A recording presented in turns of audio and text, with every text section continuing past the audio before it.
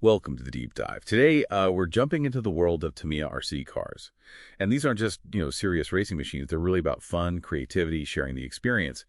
Our mission in this deep dive is to figure out which Tamiya models, the vintage ones, the classics, the re-releases, really click with women and girls around the world. Which is tricky, right? Because there's no direct sales data split by gender. Okay. So we're pulling together product history, design choices, what the community's saying, cultural trends, basically trying to spot those qualities that just, appeal to you. Yeah, and what's really fascinating, I think, is how often it comes down to this kind of fun-first approach. It goes way beyond the usual demographics. It's often less about, pure speed and more about the enjoyment, the engagement factor. And focusing on that fun aspect really explains why four main contenders keep popping up globally. We see the Tamiya Lunchbox, the Wild Willie 2, the Grasshopper, and the Sand Scorcher. Each one offers something a bit different. Okay, let's break down that fun-first fleet. Starting with the Lunchbox, that thing's an icon. It's famous for that wheelie chassis, right? It makes it kind of hilariously unstable. And it's got that friendly van look. Exactly. And interestingly, it has the Vanessa's Lunchbox decal. That's actually a pretty rare example of Tamiya using female branding. It sort of acts as this implicit invitation for women into the hobby, even historically. Plus, it's known for being pretty easy to put together and really tough. Just a great way to start. Right. So less focus on hardcore competition, more on just having a laugh. And that playful vibe seems key for the Wild Willie 2 as well. Oh, absolutely. Wild Willie 2 is all about personality. It's got that huge Wild Willie driver figure. It basically turns the car into this, adorable character. It's designed purely as a stunt vehicle. Think never-ending wheelies. It really shows how Tamiya designs for, playful interaction, not just speed trials. Okay, so beyond those pure fun models, there's another group. The ones that are maybe perfect entry points. The Grasshopper and the Hornet spring to mind immediately there. Right, and that begs the question, what makes a good first RC experience? People often call these the perfect entry-level kits. Why?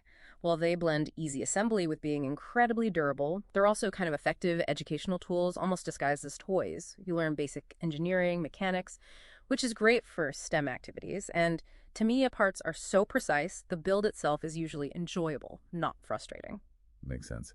And then for people who see the car as maybe more of a project, a canvas, the Sand Scorcher seems huge. Yeah, the Sand Scorcher is special. What really stands out is that detailed hard shell body. It's modeled directly on the classic VW Beetle, which is iconic in itself.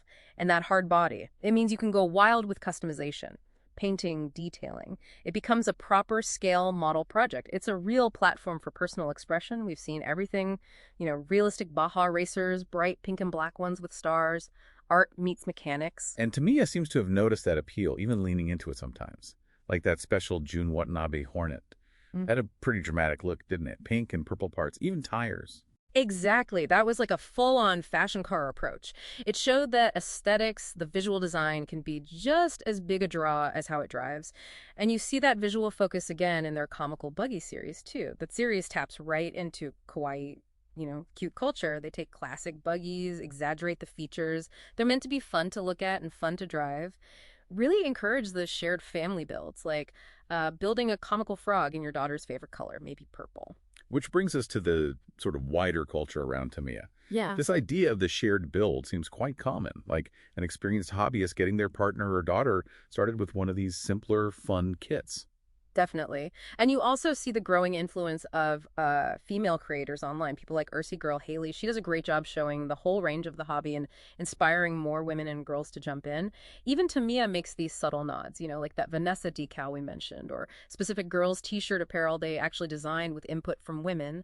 It all helps build a welcoming vibe. Okay, so pulling this all together. Yeah. It starts to make sense why maybe some other models aren't quite as popular with this demographic, those really high-performance racing kits, like, say, the Avante. Maybe too complex, too focused on competition for a newcomer. Generally, yes. They can be quite demanding. And things like the military models, the tanks, they appeal more to a specific interest in history, perhaps, rather than that broad, fun-focused appeal. Right. So what this deep dive really shows is that popularity, especially among women and girls, isn't really about the fastest car or the most complex kit. It's much more about the joy of it, the creativity, that feeling of accomplishment when you build it and drive it. The Lunchbox, it's got Vanessa, it's got the wheelies. Wild Willie 2 has that big personality, the stunts. The Grasshopper's just super accessible, a great first build. Yeah. And the Sand Scorcher, unbeatable for customization, plus that iconic Beetle look. So thinking about the future of RC, It really feels like growth and diversity come from leaning into that fun, creativity, and just being more inclusive, welcoming everyone. Makes you wonder, what new possibilities does seeing a hobby like RC this way open up for you?